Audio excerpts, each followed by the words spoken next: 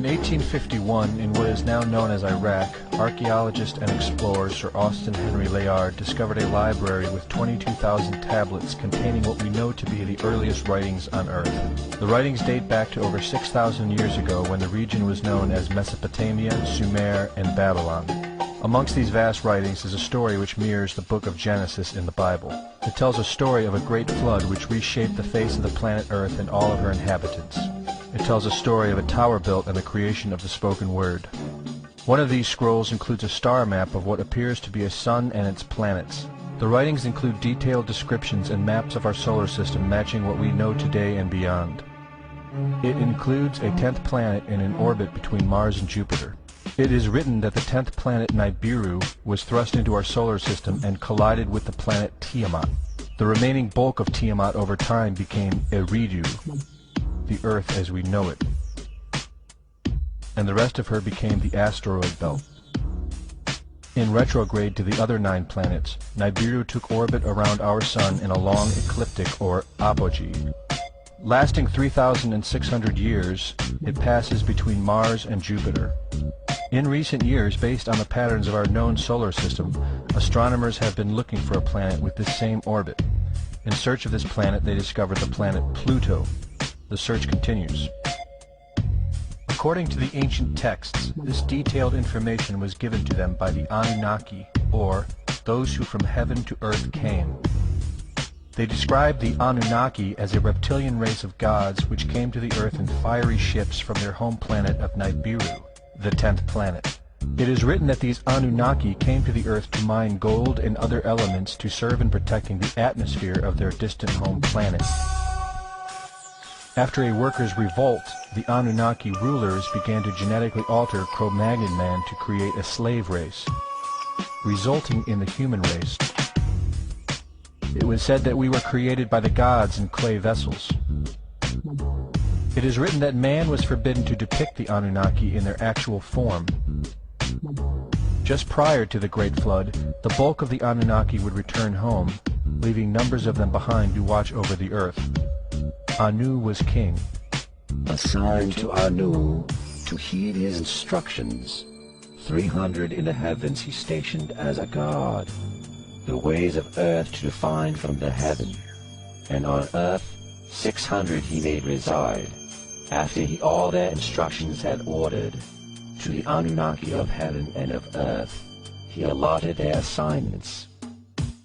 This story of reptilian gods from the heavens creating man is not at all uncommon. It in fact can be found in most every region of our planet.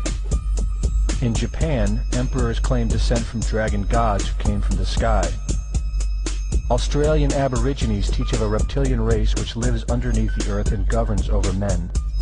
They believe they are descendants of a race of dragon humans.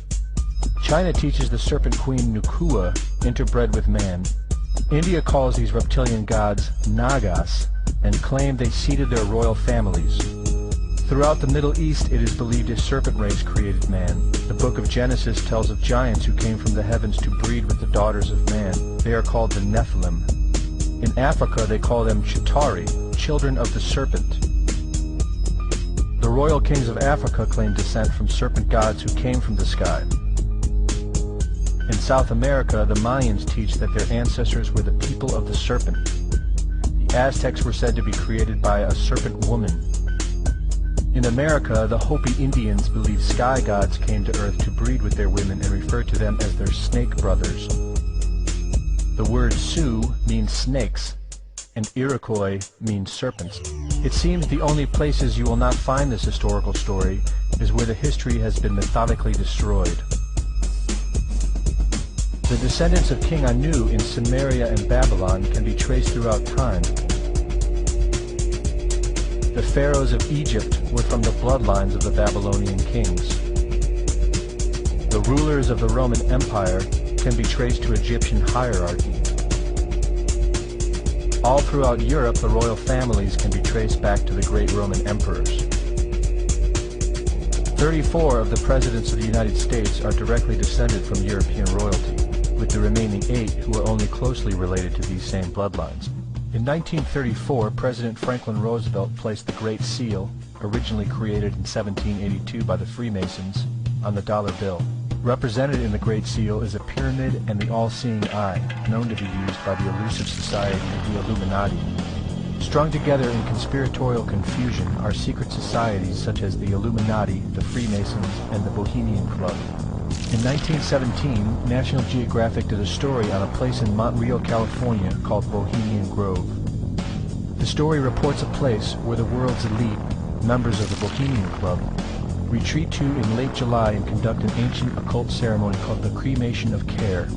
Every year in July, the world's leaders, media moguls, and members of the World Bank spend 2 weeks of what is known as a men-only retreat at the Grove. In the year 2000, BBC television show World of Wonder infiltrated Bohemian Grove with hidden cameras and aired the video on the BBC.